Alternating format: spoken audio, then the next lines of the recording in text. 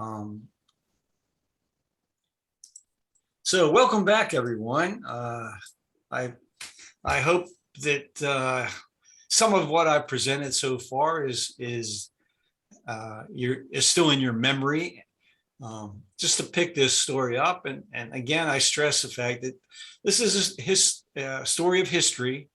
And while I'll cover theoretical issues as needed, I really want to just cement in your mind how robust the debate was between those who embraced Henry George's ideas, the single tax, and his principles that I call cooperative individualism, and those who were similarly attached to the ideas of Karl Marx and to some of the other leading socialist thinkers at the time. So in where we left off in the story, we're getting to the point where Henry George is not going to be around anymore. I mean, he dies in October of 1897 while campaigning for the possibility of being elected to mayor of New York City, and he collapses basically while he's at the podium delivering an address right before the election.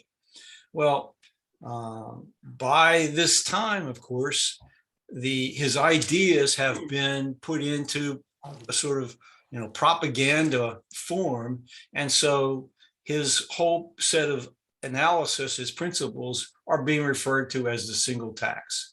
And there is a magazine established with the title of the single tax. A supporter of George named Arch MacDonald, he added his own voice to the ongoing debate with the socialists in August of 1897 in this magazine. And again, this is just shortly before George dies, and this, I think, is an excellent perspective that this single taxer shared that would be common to the single taxers about socialism and their view of state socialism in particular. And MacDonald says this: state socialism, with its nationalization of the land, the means of production, distribution, and exchange, could not abolish slavery because it is based on robbery, and robbery is the essence of slavery. It would only replace the present pseudo-owners by others having the same human nature and with extended powers of evil and tyrannical disposition, the effect of which would by far transcend the evil influence of present landlordism. I'm not going to say that every single taxer held to that view, but it's a strong view, and it lays the ground, in a sense, for how the followers of Henry George in the 20th century actually divided up over what level of intervention should be permitted by government. And so you have single taxers who move and are very much to the right. They want laissez-faire. They want a minimum level of government intervention.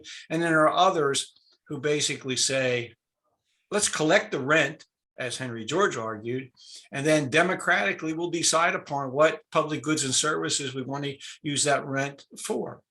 So even within the single tax movement now, there's that division. Just to give you some idea on what's happening within the movement during this period, going back a few years, in 1893, the single taxers came together in Chicago for a national conference. And many of them were already very politically active in their own, parts of the United States and in other countries. They formed the Single Tax Party in the US in 1890. And this party would continue to put up candidates for public office all the way through the 1928 presidential election. Although in 1924, they changed the name to the Commonwealth Land Party, thinking that would be more appealing to a broader audience. So getting back to 1897, George is called out to try to run for mayor again. He knows that if he runs, his doctors warned him that if he runs, it could kill him, but he feels his duty bound to accept the nomination. And so he does so, and the inevitable happens. A few days before he collapsed, the New York Times printed an article that misrepresented George as a socialist. And one of George's supporters, Tom Shearman, wrote a detailed response that appeared in the Times. And what Shearman said was as follows. Not a single criticism has proceeded from any genuine working man. On the one hand, far too much has been said by respectable newspapers and respectable men as to Mr. George's supposed anarchistic and socialist tendencies.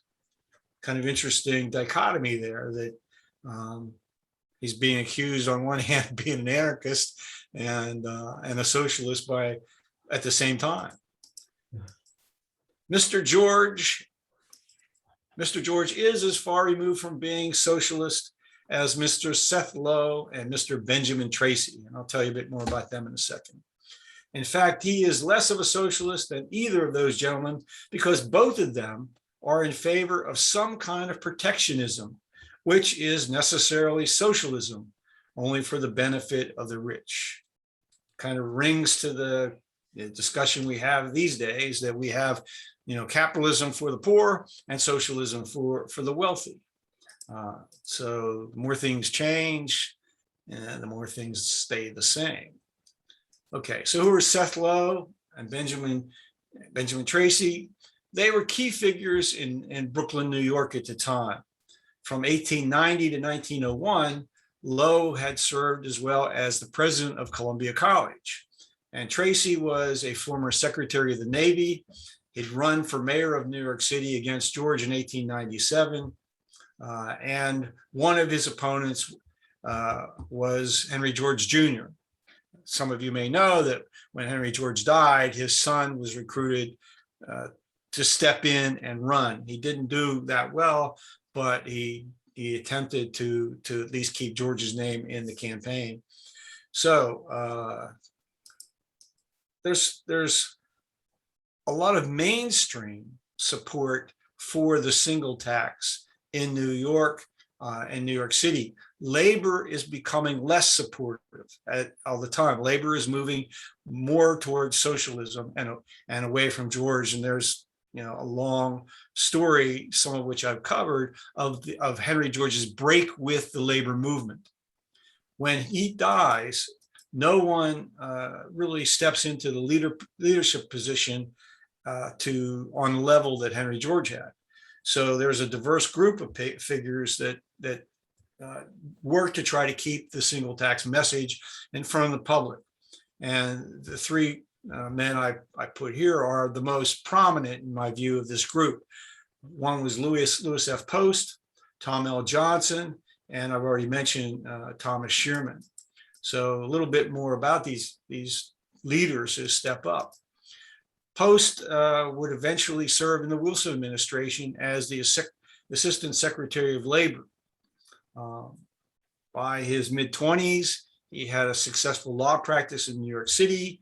He became an early advisor to Henry George. He served as president of the Manhattan Single Tax Club, which remained in existence, I think, well into the early 1930s, if my memory serves me right.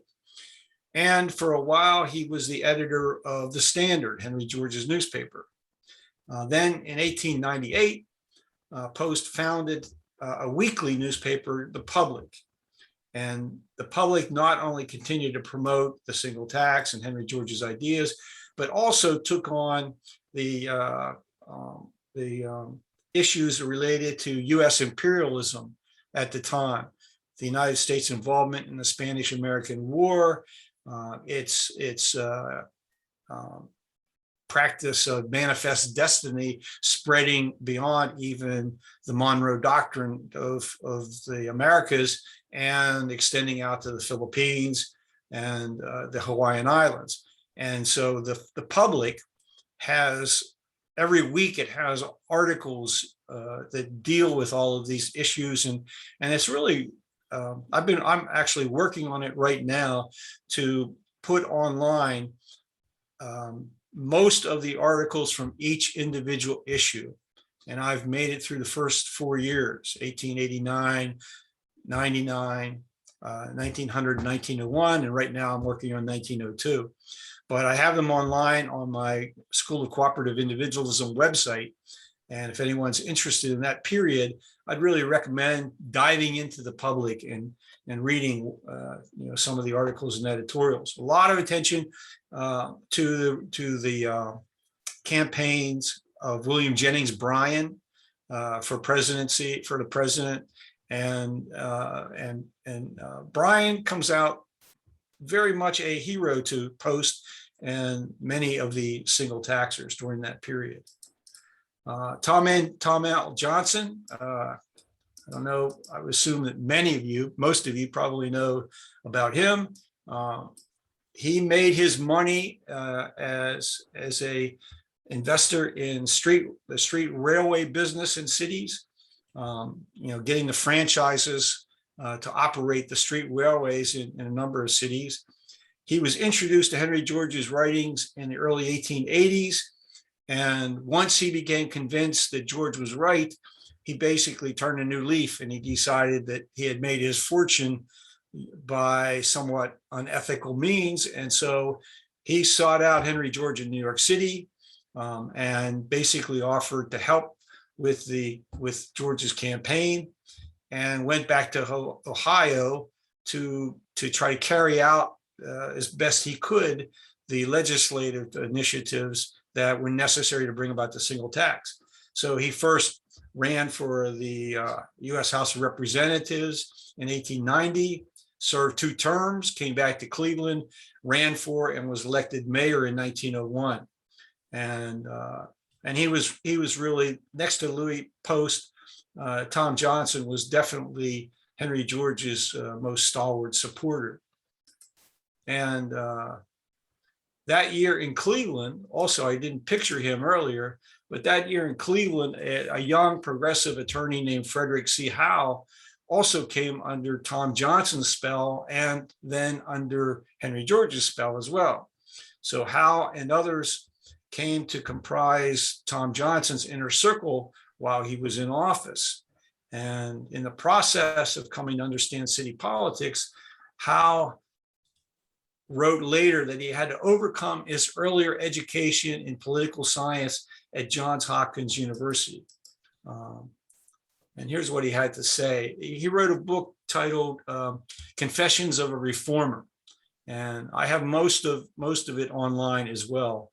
And Frederick Howe's life is also one worth reading about if you've never been introduced to him.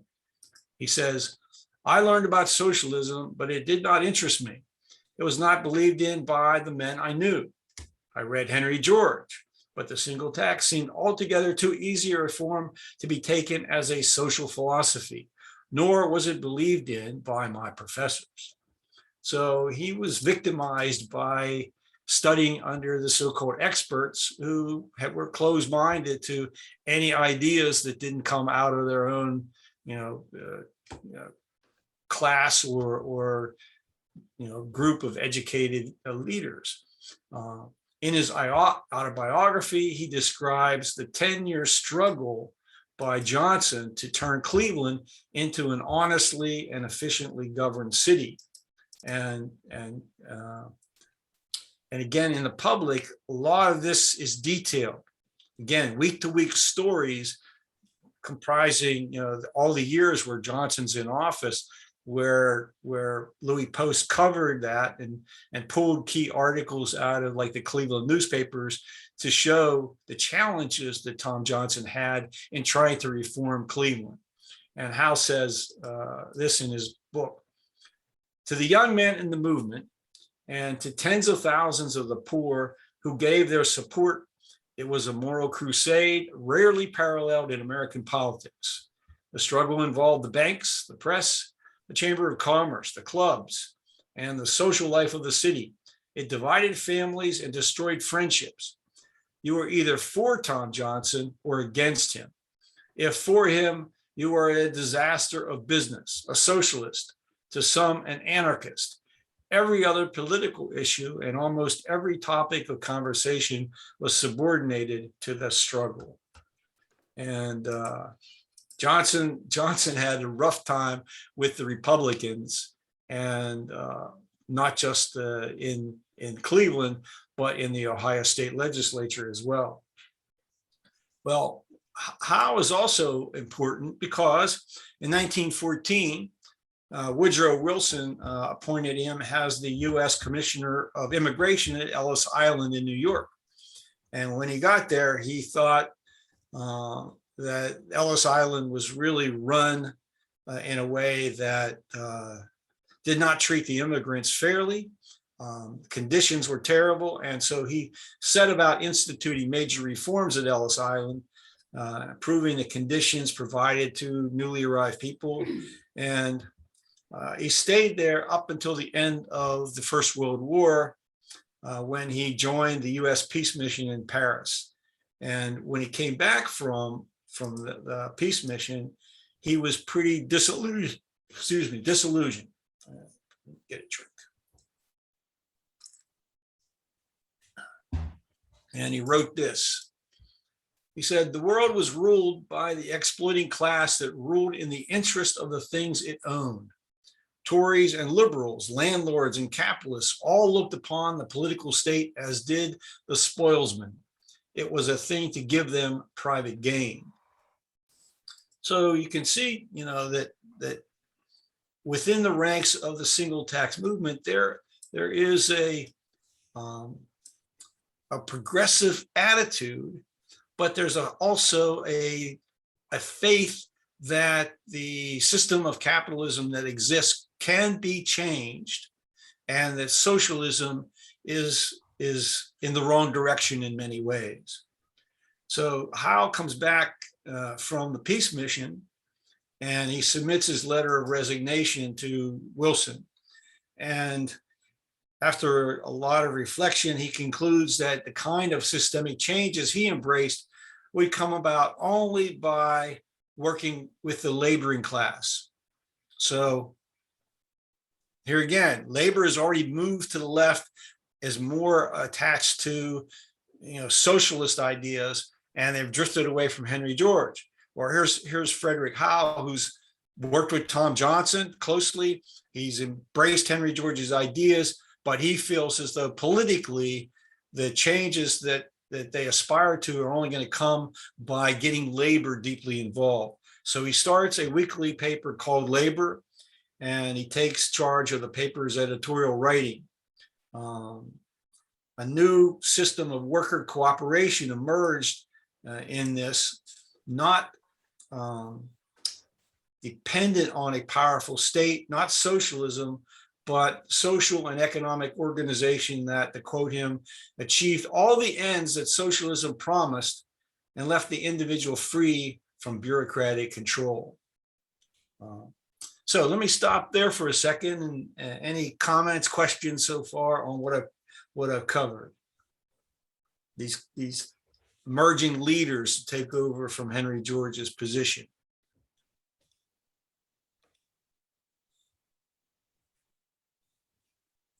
Any questions, comments? You unmute yourself if you have any questions or comments. Yeah, raise your hand through the reactions mode. Well, let me continue then. Everyone's patiently listening. Warren has a question. Okay. Good to see you, Warren. What's on your mind? Yeah, it's oh, now it never mind. It popped out of my head. I didn't expect to get called on so quick.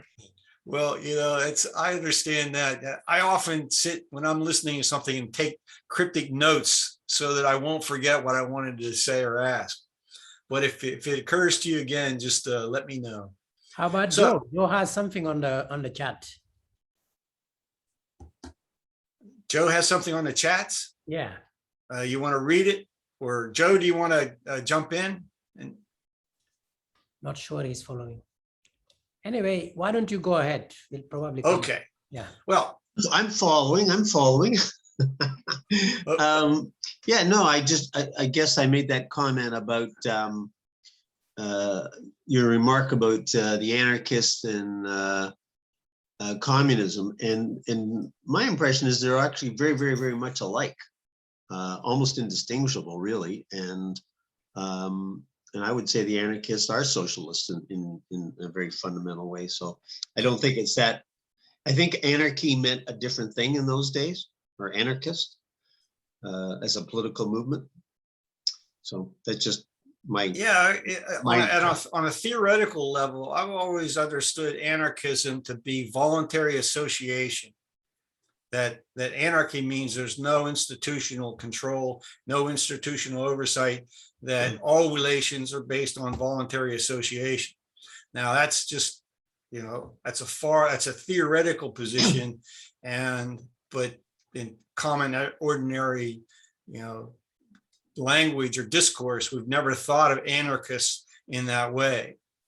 But then, again, the idea that Marx had that we would get to communism, and communism would lead to the elimination of the state and the elimination of hierarchy and all that. Those are utopian objectives. right. And I think it's an important point to make, Joe, that you brought up, only because I think single taxers thought of themselves as far more practical than the socialists. We'll get into that a little bit later in the lecture when I have a quote from someone that points to that. So I just want to bring forward, a few more of the key players in this debate, in this struggle. So another person who is very much involved in the single tax cause was William Lloyd Garrison Jr., the son of the great anti-slave campaigner. And in a public meeting in 1903, he gave a talk titled "The Real Enemy of Labor." Echoing Henry George, he urges his audience to consider landed privilege as the main problem faced by workers. He says, "The greatest and most injurious privilege is land monopoly. That is, the power to withhold from use desirable land, thereby decreasing the field of labor. From this power springs the common confusion that land is capital. It cannot be too strongly asserted that land is the source of capital and not a part of it." And Henry George couldn't have said it better. Now, another primary figure that is worth studying, if you've never done so, is Max Hirsch. He's born in Germany. He embarks on a business career that eventually took him to Australia. And there he became a founding member of the Victorian Single Tax League. He echoes George's call for voluntary cooperation. He bases, without using the term, embraces the principles of cooperative individualism. And in his book, Democracy versus Socialism, he expresses the idea that socialism conflicted with the natural desires of human beings. And here's what he has to say on that subject. "One of the claims most frequently and passionately urged by modern socialists is that their system has emerged from the empirical stage and has become scientific. Nevertheless, this claim appears to be unfounded. Knowledge becomes science through the systematic arrangement of the natural laws by which a group or groups of related facts or phenomena are governed, and in their interpretation through causal connection, so that from that which is observable, conclusions can be formed with regard to that which is not observable." What about socialism? Well, he says, "Any system which applies such natural laws to man's needs is a system based on science, that is, scientific. Likewise, any system of politics will be scientific if it is based on well-ascertained natural laws governing the conduct of men in society. But if any political system is not based on such natural laws, still more, if it is based on the express denial of the existence of such laws, it cannot be scientific. It is a mere empirical conception. This is the position of socialism." At least in his view, that is the case. For those of you who have read Henry George's Progress in Poverty, what does George say is the fundamental law of human behavior? What's his fundamental axiom?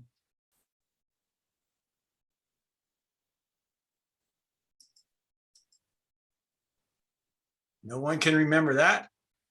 I'll start you off.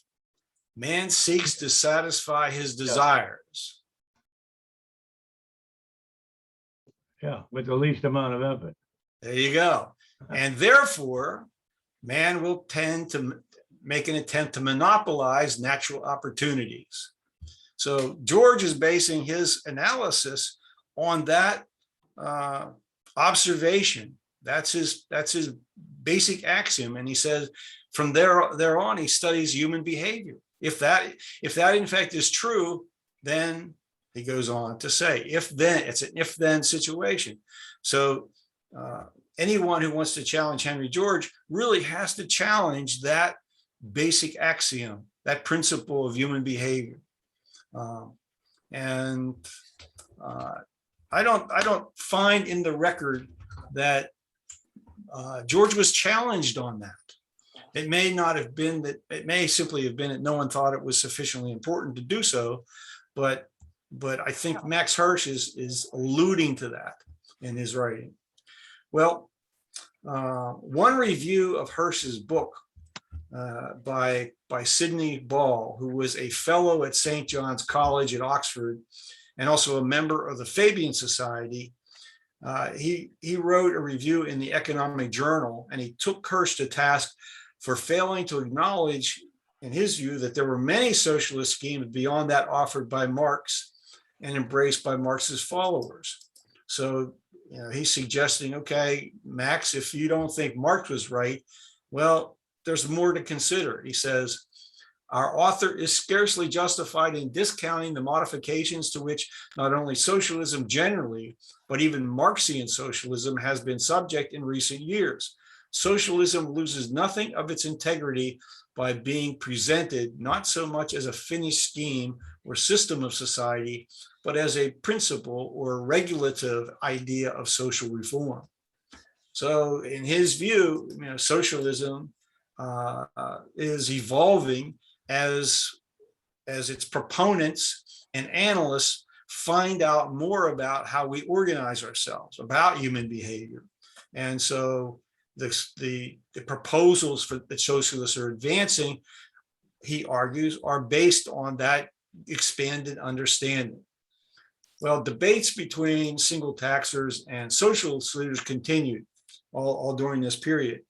On the 20th of December, 1903 in Chicago, Louis Post, two other single taxers, Henry Harnage and John Z. White, defended the single tax against three socialists, Ernest Unterman, Seymour Stedman, and A.M. Simmons. Unterman, he was a member of the Socialist Party of America. He had come to the United States from Prussia in the early 1890s, and he opened the debate with a long historical survey. He would begin the first English translation, in fact, of Das Kapital in 1905. And on the question of the single tax, here's what he thought. And again, this is his statement in this debate. Before the modern single taxer ever thought of the single tax, the socialist had already analyzed it and rejected it as absolutely inadequate. Equipped with the Marxian philosophy of history, we are at once enabled to point out why former reforms were futile and failed, and why the single tax is inadequate to meet the present problem. Well, of course, he wasn't going to be allowed to make that statement without having a reaction. The single tax response came first from Louis Post. He was now, again, editor of the Public. So rather than trying to convince socialists their prescription for reform was inadequate, what Post did was direct his comments to the working classes generally, hoping that eventually this debate would be transcribed and it would reach a larger audience. So at the end of his comments, Post says this: Let me ask you, men and women of the working classes, to consider this. The single tax will begin to yield its benefits step by step from the very start. The very moment that you abolish taxation of personal property, you will begin to get some of its benefits. The moment you abolish taxation of products of labor, generally, you will get more. The moment you turn a larger part of the rent of land into the public treasury, you will get more. Make it progressive, and you get the benefit progressively all the way from the beginning. And here's his punchline. But with socialism, you first have to win an election, and you have to hold your power, and you have got to change the old order. You have got to abolish the existing condition of things, root and branch. You do not begin to get any benefit whatever under socialism until you have done all that. Reactions. Anyone have a thought? You think is Post right? Do you agree with his assertion? I do. I don't know who else is here. Hello, Patricia. Nice to see you. Yeah, so I'm not on mute. Well, Not on mute. yeah, I think the Republicans governor, the guy that ran winning, I think it's like a bit of a racist backlash, and also, God forbid, like critical race theory, which isn't even taught in lower education. Like, How does that comment relate to what I just asked about? oh, because this is where we're at politically, and I think, I think that Lewis, you saying Lewis Post said that? I think Yes. he's right. It's like if you can't win elections, you're not going to get single tax, let alone like socialist reform. Yeah. Get none of that.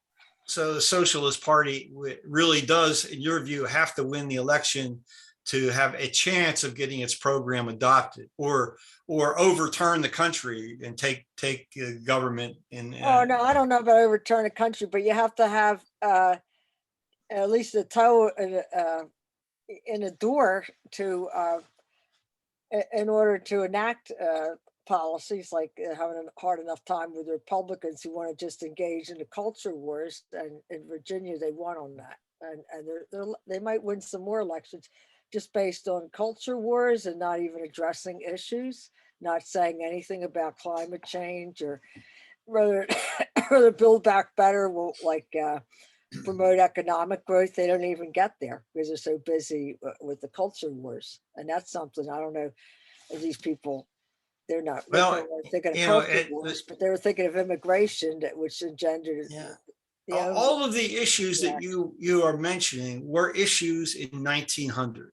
Yeah, with immigration. And there were far right and far left views on all of these issues, and they were part of the debate. In particular, as I mentioned, Lewis Post in the public and the writers in the public dealt with all of these issues on a weekly basis, and that's why I really, recommend that any of you have an interest in the details of that period would benefit by taking a look at the public. Anyone else have a comment or a thought on what Lewis Post has suggested to us? All right, I will keep going then. Well, the next speaker in this debate on behalf of socialism was the attorney Seymour Stedman, and he attempted to make a point-by-point rebuttal of Post. And I looked up Stedman on Wikipedia, and his profile states that he later became an adherent of the single tax system. So it's interesting. I'd love to know more about the conversion of his ideas. That he took the socialist view, but eventually maybe Lewis Post worked on him over the next couple of years. But during the 1890s, he was a leading figure in the Social Democratic Party of America. Responding to the socialists as well was Henry Hardinge. And he was a mechanical engineer who lived in Chicago. And he talked about how best to deal with trusts and monopolies. Then he went to the heart of the means by which civilization might advance, in his opinion. And again, this is a period of time when the power of the trusts and the power of monopolies was intense in the United States and in some other countries. And so there's a vigorous reaction to the trusts. And again, in the public, Lewis Post is dealing with that almost every week. We have that with Facebook, and that's up in front and center now. I heard what was it? Roger McNamee or whatever. He was like a financier of Facebook, got it off the ground early, and he warned the head of it now that he can't just please the shareholders, maximum profit for shareholders without considering damage to society. And Zuckerberg has ignored him on that. And now he joins with this other one that brought in millions of documents to the to the Senate committee? Yeah. Well, we're going through. I mean, in 1900, there was momentum to deal with the trusts, to break up, Standard Oil and some of the other trusts, and that momentum stayed with us for a fairly long period of time.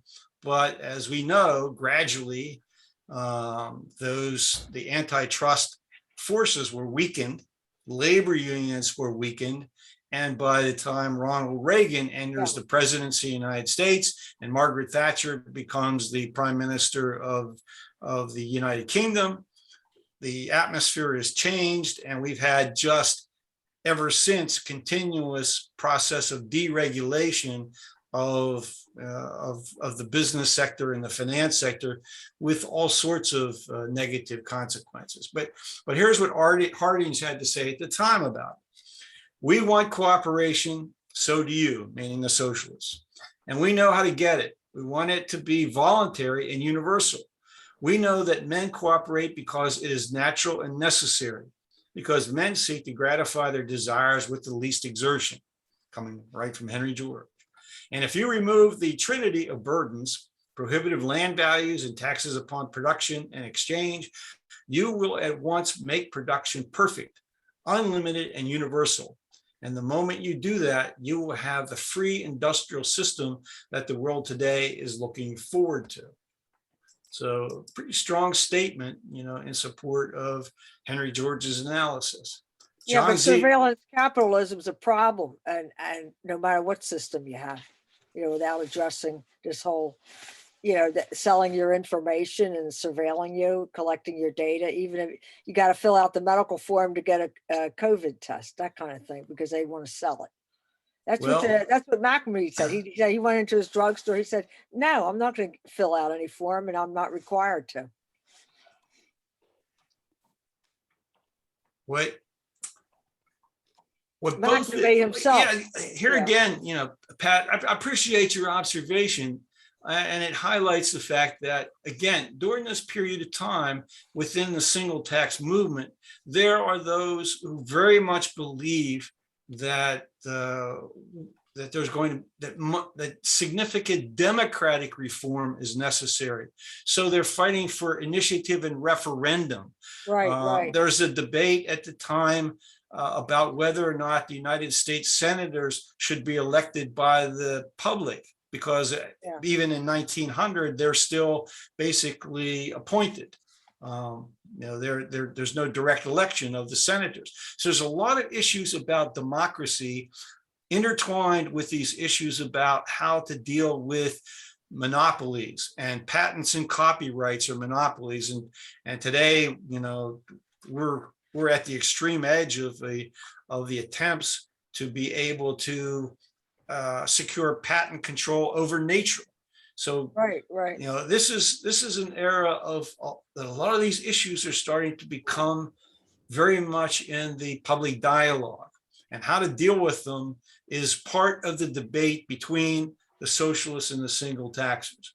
So John Z. White, he was a well-respected writer. I'm pretty sure he was an attorney by training, but he began to embark on some extensive lecture tours all around the United States on behalf of the single tax. And in this debate, when it came time for him to make the final statement, he asked the audience to think clearly about what had and had not changed as the productive powers of capital goods were increasingly employed. Remember, this is a period of rapid industrialization, new technologies coming into play all the time. And so it's a concern. This is changing the way we live. People are moving from rural areas into the cities. So what is, how is this all going to affect how people live? And he says, I simply want to challenge the assertion that the middle class have ever got rid of the ancient aristocracy. It's not true. The ancient aristocracy is now in control today, as in the ancient time. It is the landed interest, no matter in what guise, that dominates the economic situation everywhere. The way I often try to explain this in the classroom is to talk about the fact that landlordism has never gone away. It's continued to exist as the basis of societal organization. So what we call capitalism. Without you, you are not here. Ibrahima, did you want to? I thought I heard you say something. Anyway, so our history starts out, we have agrarian landlordism.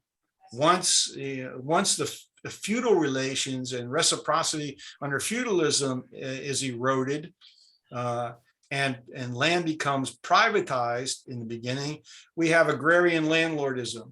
It changed to incorporate commercial agriculture, because with land privatized, eventually it becomes much more profitable to raise cattle and sheep than to engage in subsistence farming or even, growing food crops. You don't need the kind of labor force that's required when you're just raising cattle and sheep for the markets and for export.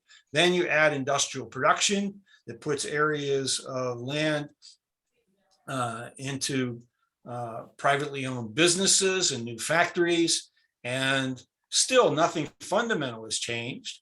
And now you have all of the elements of landlordism transferred into these large growing urban centers. And so the argument that I would make at this point is that what socialists condemned as capitalism and what White and the other single taxers argued for was against the system of, and this is a mouthful, agrarian, commercial, industrial, urban, and financial landlordism.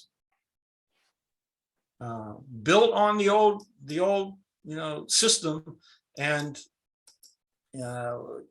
Schumpeter, who talked about in his writings creative destruction, never really got to a point that the original system was ever destroyed. It was just morphed into something much more complex to analyze.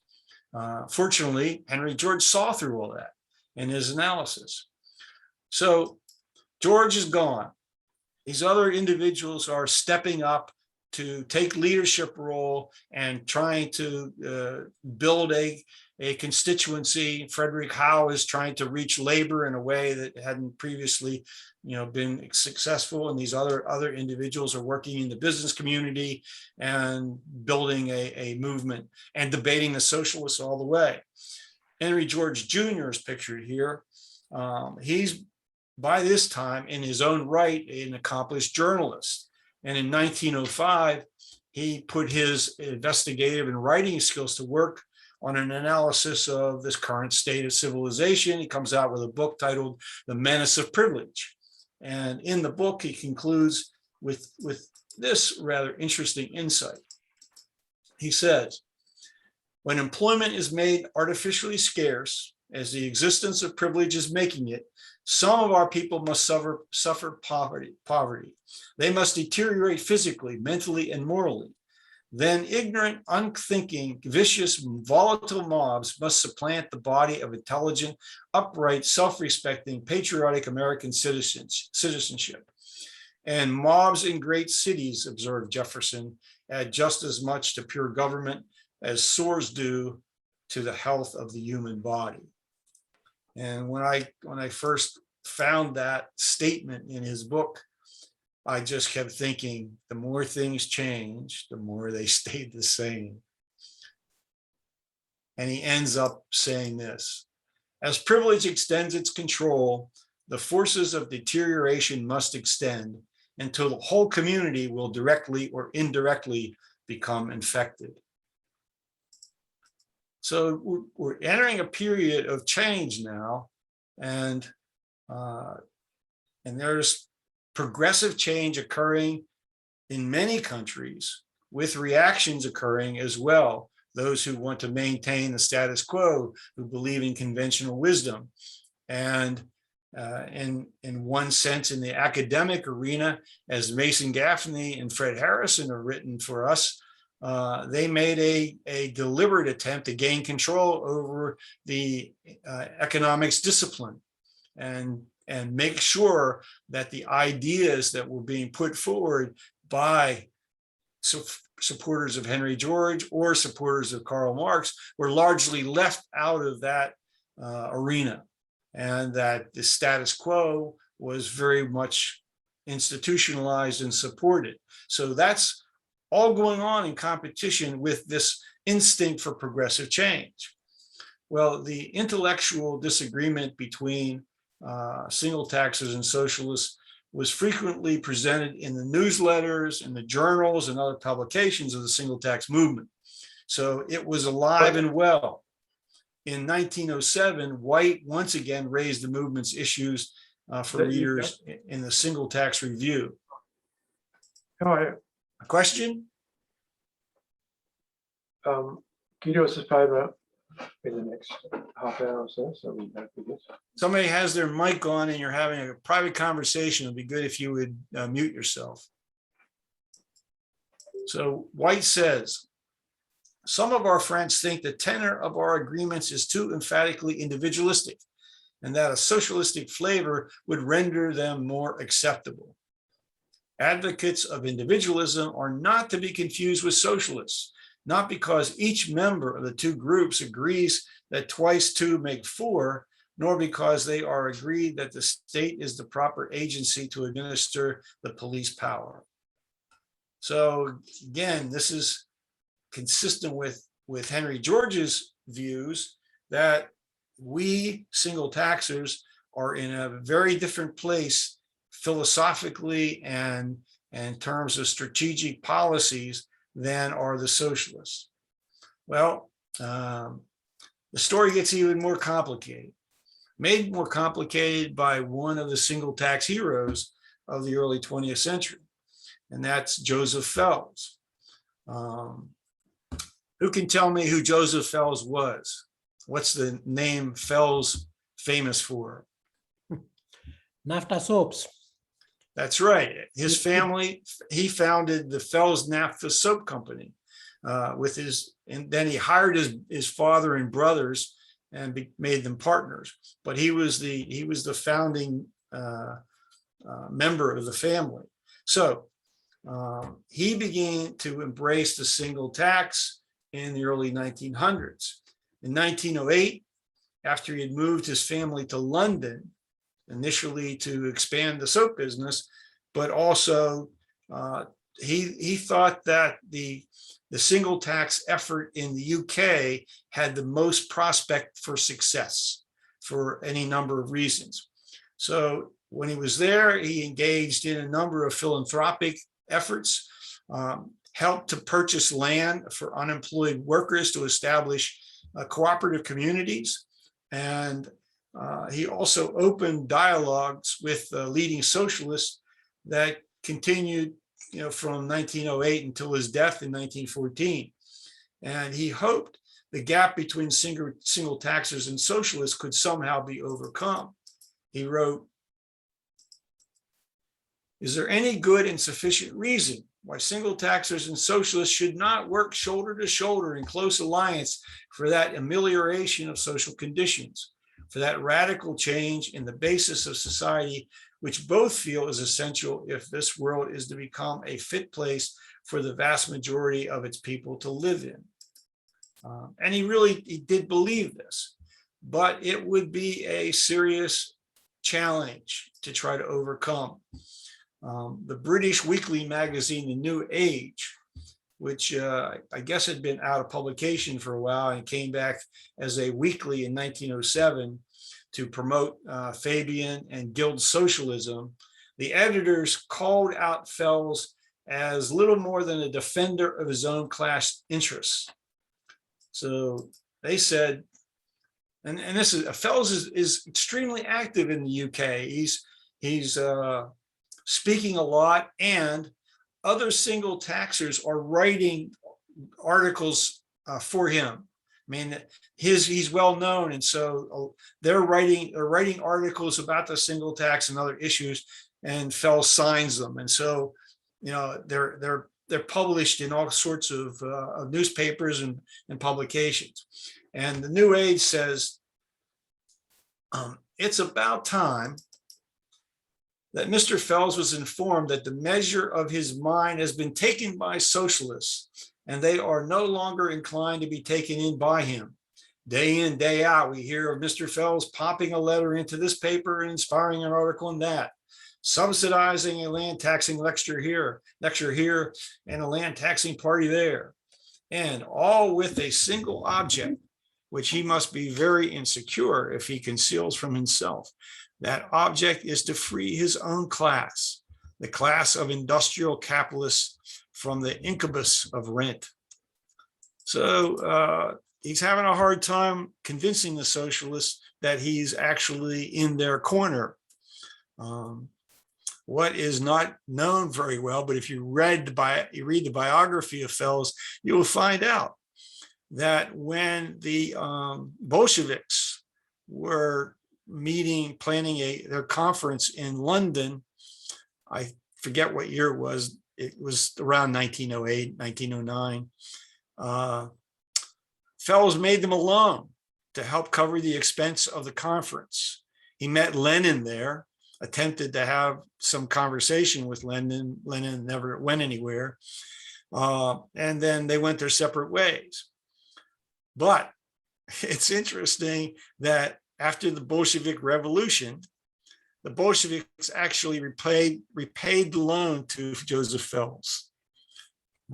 So interesting, twists and turns to the story, interactions, going all the way, to the radicals, to the Bolsheviks, and including the Fabians, and all of these individuals are very much involved with this debate going on, and the political activism that's going on at this very volatile period. Well, early in 1910, Henry George Jr. went on a lecture tour throughout the Midwest and Western parts of the United States. And when he's in Chicago, he debates a Marxist named A.M. Lewis, who before the lecture, when it was announced, he said that he intended to annihilate the entire Georgian philosophy. The main problem with the single tax, Lewis argued, was that it would at most divert the plunder now going to the landlord into the pocket of the capitalist, who would then have a double share of surplus value. So in Lewis's view, we have to deal not only with the landlords, we have to deal with the capitalists as well, because just dealing with the landlords isn't going to change anything at all. In response to this and other points made by Lewis, Henry George Jr. first defended the right of those who own capital, and by this he meant capital goods, for a market-determined return for the new tangible wealth that's made possible by the use of these capital goods. And here's the arguments he makes. We learned from Mr. Lewis that the only reason why the capitalist class is able to appropriate surplus value at all is that they own the process of production itself. The landlord is lost sight of or is classed with capitalists. But capitalists do not own the process of production, nor the mode of production. They own only capital. And this ownership does not enable them to claim more than current interest. And he goes on, he says, socialists think that because landless men driven by necessity will accept a bare subsistence, therefore ownership of tools always carries with it this monopoly power. So Henry George Jr. is attempting to make his father's argument that those who own the tools of production, capital goods, have a legitimate claim on some portion of the wealth that's produced. And that is the claim on that portion of the wealth that would not exist but for the use of those capital goods. This is complex, and I mean, it's not complex in terms of that sort of philosophical statement, but when you start to crunch the numbers, it gets a little complex, because in order for capital goods to be efficiently used, you need labor that's well trained and educated. So the efficient use of some capital goods depends upon the efficiency and the skills and the training of the labor that's putting the capital goods to use. So how do you determine what is the just wages associated with the labor component versus the just return to capital goods based on the ownership of those capital goods and their use in the production process? So after I thought about this and how complex it is, I thought it might be useful to just stop for a second and talk about what interest is, because this is an issue in teaching Henry George's political economy versus teaching conventional economics that always raises a lot of issues in the classroom. Or at least it does for me. Maybe others are more effective. But when Henry George uses this term interest, he's doing so consistent with how his father used the term. So interest is that portion of tangible wealth produced that comes from the use of capital goods, which is machinery, equipment, and technologies. Not included is the income one receives from cash deposited in a bank, or the cash required to be paid to a lender as compensation for the temporary transfer of purchasing power that's associated with a loan. There's been a lot of discussion about, in political economy, replacing the term interest with something else: capital yield, return to capital goods, etc. So I guess the only reason I really wanted to stress this is in your own conversations, when people use the term interest, think back on this distinction and remind people that there's a better way to explain, that portion of production, of wealth being produced, that belongs legitimately to those who bring capital tools to the production process. Whether or not socialists today still would buy into that at all, I've had this debate I've quite a few times with people on the left. Richard, I see your hand up. Yes, Ed. On that subject of interest, I think it was an article I downloaded from your site. I think I might have been Yancey Cohen. He distinguished between economic interest and financial interest. So economic interest would be what Henry George was talking about, where financial interest would be, the passive return that a lender of capital gets. And again, here now you get into the problem of using the term capital. Okay, Yes. Is money capital? No, money is a medium of exchange. I mean, we get it. It's tough. It's It tough is. to discipline ourselves, because in everyday, discourse, we're constantly bombarded with these terms, of capital and interest and profit. Is profit an economic term? No. I was trained in accounting, and as far as I'm concerned, profit is an accounting term, but economists use it all the time. And then you get what George calls spurious capital. Spurious capital. Yeah. So it is complex, yes.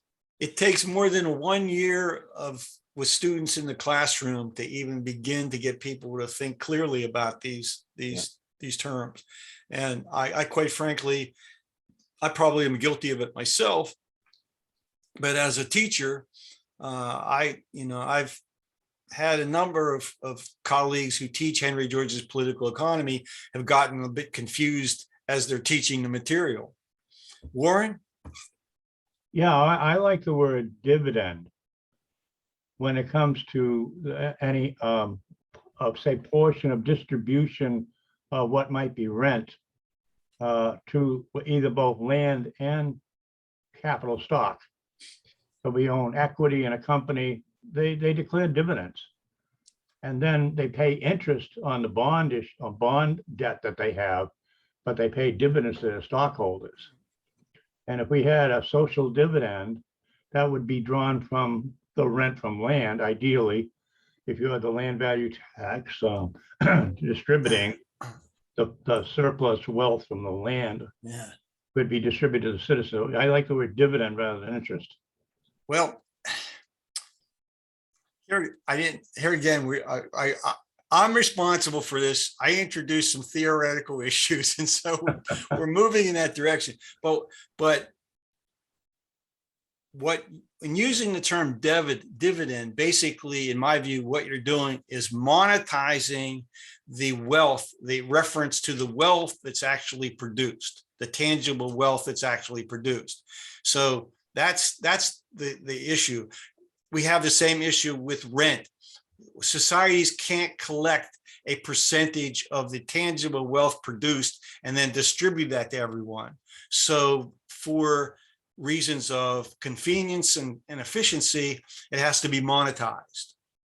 And again, to try to, it would not be easy to have a 2-minute conversation about this with someone who hasn't studied the issue. But the rationale for what you said, I understand it in dealing with sort of everyday activity.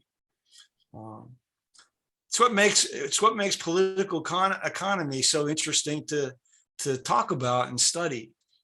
There are all these nuances and the challenges of separating everyday language and discourse from the scientific part of what Henry George was trying to do in his work.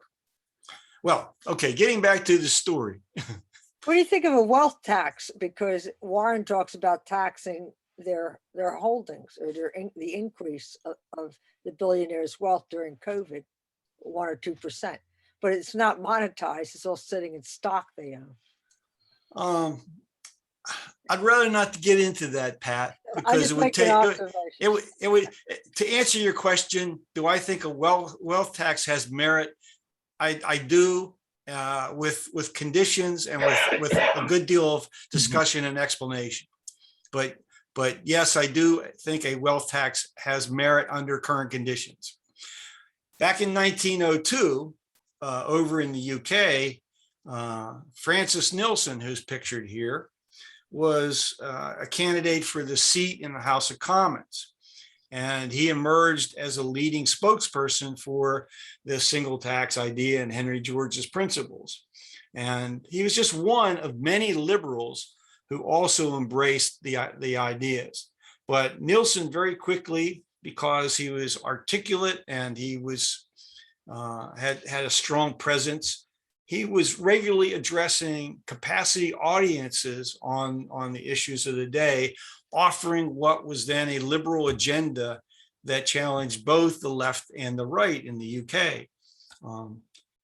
Nielsen, I'll tell you a little bit more about him, but here's what he had to say about his own education, how he came to some of his views, and then how he prepared himself. He says, I prepared myself for these debates and lectures by reading all the conservative leaflets and pamphlets, and also those of the Liberal Party. As for Fabianism and socialism, I had made a special study of Marx, Engels, Bebel, Sidney Webb, and other Fabian writers even before then. Over his life, Nielsen wrote about a dozen books, and he became a very vocal and powerful force within the single tax community in the United States eventually. Britain's entry into the First World War brought a sudden halt to his efforts to advocate for the single tax and land value taxation in Britain.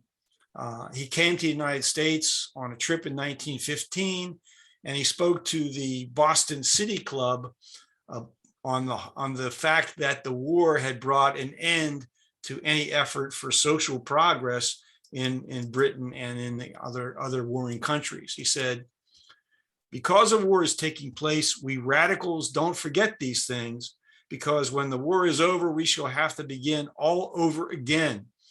Unfortunately, not where we left off, but perhaps where our grandfathers left off. Take valuation. When the valuation bills were introduced, we were asking the land of the country to be valued for the first time since the reign of William and Mary. Any valuation bill sent to the Lords was promptly rejected. So, up until the beginning of the First World War, the Liberals had been pushing to get the land of the UK valued and have that on record. And that would serve as, well, first, what's the value, but who also owns? There was no record of who owned the land in the UK. But as Nielsen said, that all stopped with the First World War. And in protest to the war, Nielsen resigns his seat in the House of Commons. He writes an anti-war chronicle titled How Diplomats Make War. And then he left Britain for the United States, where he remained until 1937. He becomes a US citizen, and he began to publish this publication, The Freeman, which went through a couple different periods of publication. I think 1920 to 1924, and then it stopped for a while and then picked up again in 1928 and was published for another several years, and eventually was converted into, I think, Land and Freedom was the successor to the Freeman. But so he's using whatever wealth he has to support the Freeman, and there are individualist writers who are contributing to the Freeman. People like Albert J. Nock was very much involved with the Freeman. So it had that individualist perspective, still calling for the collection of land rent, but also making the argument against a strong state. And part of that is Nielsen's strong feeling that the people of Europe were manipulated into the First World War, and that it was an alliance between governments and the big industrial empires that were formed in the early 1900s that forced the war upon the people. So Nielsen is just one, and he continues. It's worth noting the source of his wealth. He married the heir to the Swift Meatpacking Company Corporation, and so his wife was very much involved in all of these activities as well. Overseas, there are other supporters who are taking up the single tax cause, and they also have this challenge of how far to the left are they going to be, how progressive are they going to be in social policy. Sun Yat-sen, he reads a translation of Henry George's book, Progress and Poverty, while he's in France as a student. In 1912, he's interviewed by a New York newspaper, and his comments displayed a pretty clear understanding of the land problem as it related to China. And here's what he had to say in that interview. The poor land is mostly the possession of poor people in the far back districts. Nothing but the lightest taxes should be levied on them. If the tax were levied on the value of land, then this injustice would be done away with. If you compare the value of land in Shanghai today with what it was 100 years ago, it has increased 10,000-fold. I mean, it's important to observe that the financial centers in China have evolved because of European colonialization or imperial control over parts of China. And so, obviously with finance and industry, the land is going to climb. And that's the point that Sun Yat-sen is making. Warren? Yeah, I just want to emphasize that word value, and that we're talking about the relative value of a particular parcel of land based on its location and whatever improvements may be on it or around it, or some value to be in that location rather than the amount of land that you have. Oh, absolutely, right. Yeah, And I get a lot of people don't understand that. Land in any downtown area, any city is valued by the square foot or square meter.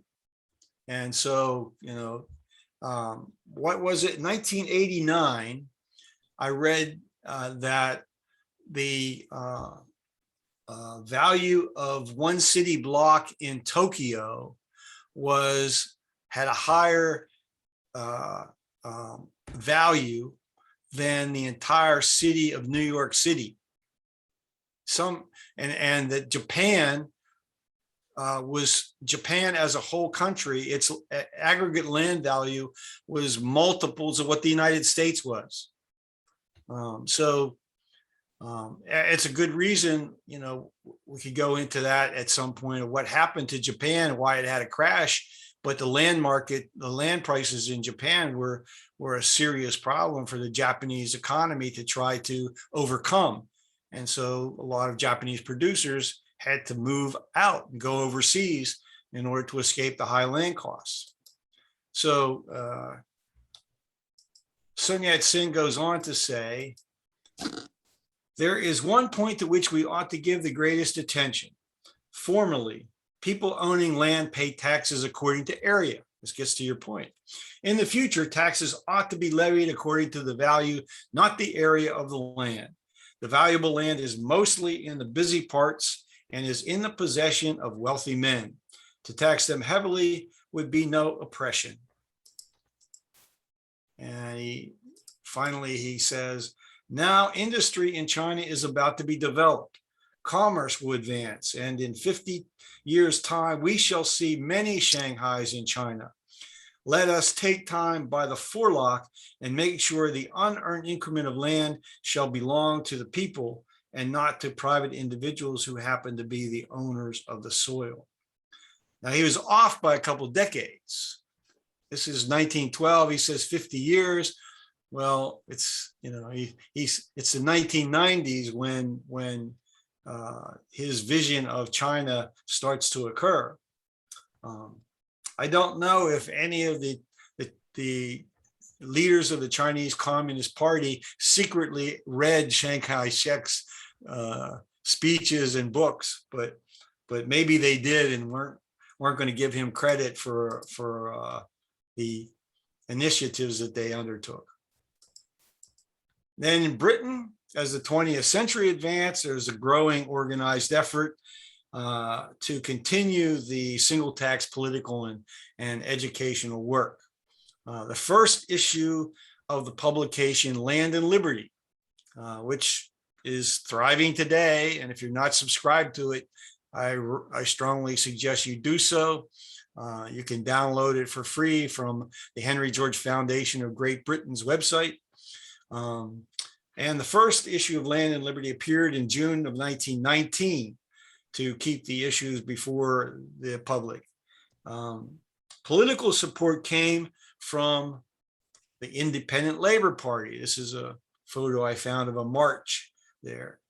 And the Labor Party attracted many former liberals, such as a man named James Dundas White, who explained in an open letter to Ramsay MacDonald why he left the liberals. He said, "The taxation of land values was a liberal watchword long before I entered politics, but official liberals have gone back on it. Their pledges were not redeemed when they were in office." So at the time, he must have been optimistic that labor was willing to, take on the issues, and do so sincerely. And if labor was to acquire power, enough seats in the House of Commons, that they would advance the issue. That proved not to be the case over time. Another former liberal who took a leading position within the Labor Party was Josiah Wedgwood. In 1925, he produced a pamphlet on taxation and rating of land values. It was published by the Trades Union Congress and the Labor Party. On the surface, this seemed to be an indication that on the land question, labor had no serious debate with the followers of Henry George. But despite this, again, nothing substantive or lasting developed legislatively. It just seemed to be extremely difficult to get the land question at the top of the political agenda. There was always other issues that seemed to have a more prominent role. And so with attrition, eventually, leading people die off, and there aren't enough new ones that come in to take their place. And in Britain, of course, there's the labor grew, the Tories responded and grew, but the liberals suffered, and the liberals had been the defenders of free trade, and to a good extent were the initial advocates of land value taxation. In an article that appeared in the January 1914 issue of the Atlantic, Alvin Saunders Johnson, who was an economics professor and later was the co-founder and first director of the New School in New York City, he came down on the single taxers as being very self-serving. Here's what he said about them. "The single taxers are, as a rule, members of our dominant middle class. Moreover, their strength is especially great in that wing of the middle class which is active in molding public opinion, the intellectuals, to borrow an excellent descriptive term from Russian politics. Among the single taxers are to be found writers and educators, members of the legal and medical professions, social workers, and ministers of the gospel." And on that last one, ministers of the gospel, there were a large number of priests, rabbis, and ministers who were regularly speaking from their pulpits to their congregations about the merits of Henry George's ideas. He goes on, he says, "The single tax is then essentially a device for the spoliation of the middle class. In justice to the adherents of the doctrine, however, it must be said that they are not, as a rule, aware of this fact. Few of them have ever made any effort to ascertain the existing distribution of the property which they seek to confiscate. Those who do recognize the facts of the distribution of landed property hold nevertheless that the gains to society at large will be sufficient to cover all costs. The poor, they urge, will gain what the middle class loses." And so we get into the very practical problem of what Saunders is alluding to, and that is the fact that, which is more accurate today than it was even in the early 1900s, household net worth comes to most people not from savings or investment in the stock and bond markets, or even from owning a business, but from the equity they build up from owning a residential property. And that So as the rate of home ownership, of residential property ownership increases around the world, the resistance to the single tax on land becomes a much more difficult hurdle to overcome for the single taxers. And so it's just one of those problems that they have. Warren, you have your hand up still. Did you have another comment? Oh, I just wrote it, chatted in the chat. I mean, I think I see this as what happened when labor began, their standard of living began up. And, after World War II and suburbia started growing. And all of a sudden we are now, a single family homeowner in the suburbs, right? The single tax might not pass in my town because the majority of people would be very hard to convince the average middle class person that, it is going to affect our net worth. Yeah, it's a no doubt about it. It requires appealing to people's sense of justice. Yes. And many arguments have to be made. In my conversation with people in the suburban community, I sometimes talk about the fact that your adult children can't afford to live here anymore. So now when you want to visit your daughter or your son, you have to drive an hour away because that's where they could afford to buy a home. Wayne.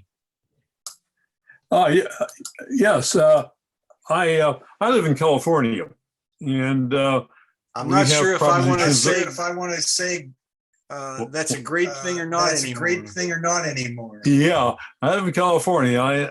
We have Proposition 13 here, which most people out of state don't realize that the assessments can only increase 2% per year off the base price. And the result is, if I sold my home at current market value, the new owner would pay property taxes that are 3 times what I'm paying. This is very, very common here in California if you own a home as long as I have. And it's kind of, I have an uphill fight with anybody on the basic injustices of this of that type of tax system, whereby you pay 3 times the taxes for the same services as your next door neighbor. But the people have their own vested interest now in the market value of their home as is, and in their low tax rates. It's pretty hard. It's pretty tough going to try to make modifications to Proposition 13, especially if the proposed modifications affect residential property. Yeah, well, I think anyone who's familiar with California knows that the situation in California since Proposition 13 has been adopted has been largely negative overall. That industry and businesses have left. Initially, they went to Las Vegas and to Nevada generally, but eventually property prices in Nevada climbed pretty high as well. And now it looks as though Texas is trying to attract all of the remaining business entities that exist in California. Come to Texas, where you can sell your $1 million one bedroom condo, and you can get a single family house on a half acre of land and put $400,000 or $500,000 in the bank. So it does create a very difficult situation. And I gather there's some, I don't know this for a fact, but there must be some generational issues that are being that are arising in California. Wayne, would you say that the younger generation is feeling abused by the older generation who has this privilege?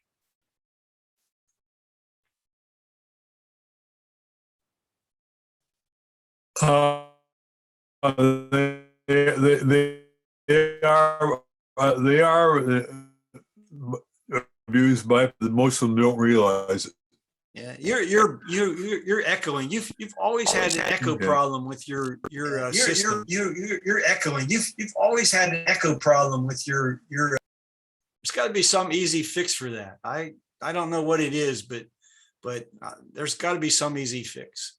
Well, let me expand on that just for a minute. We only have a few more minutes tonight, but I don't know how the advocates of land value taxation at the time tried to address that. Again, the rate of home ownership wasn't nearly as high as it is today, but certainly most people aspire to become property owners. And so one way that I have tried to address this when I talk to people is reminding them that a house is a depreciating asset. It requires ongoing maintenance. You're always spending money to keep it up.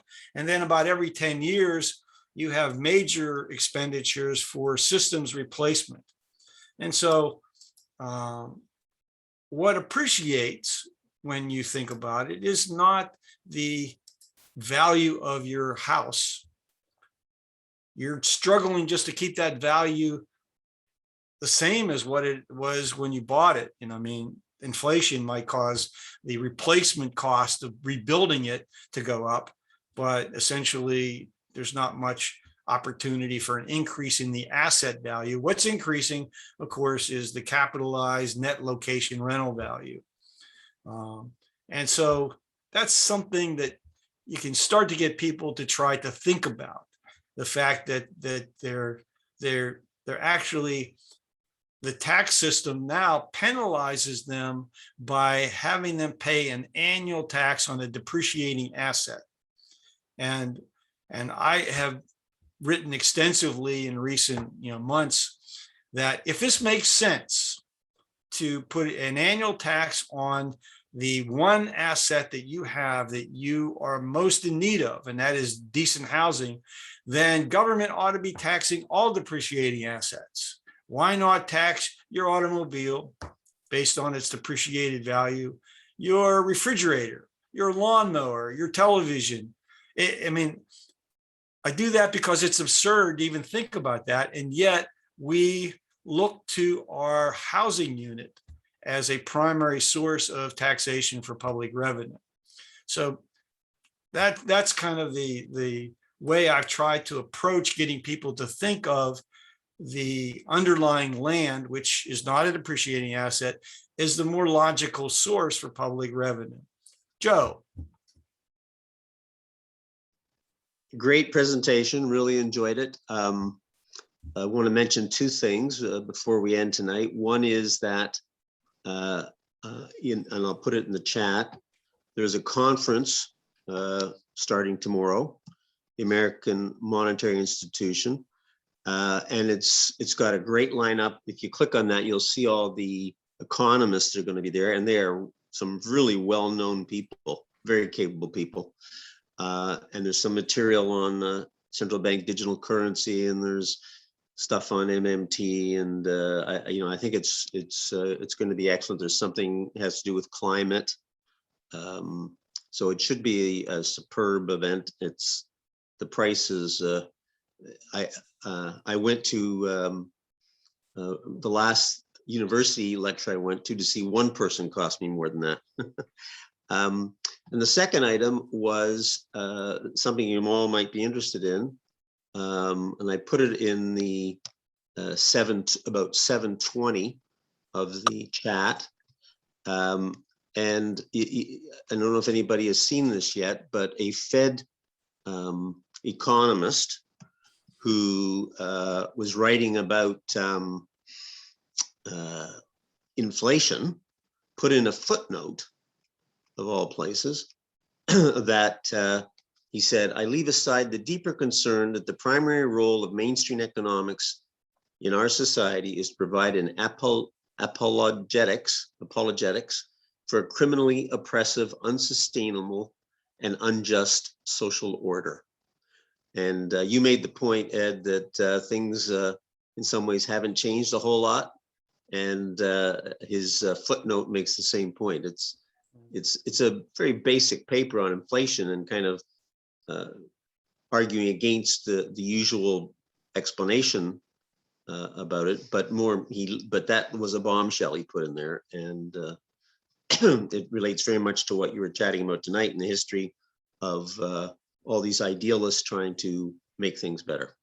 And some members of the economics discipline are beginning to recognize that in a serious way. And there's, Ibrahim and I were talking before class tonight about a new effort to reform how economics is being taught.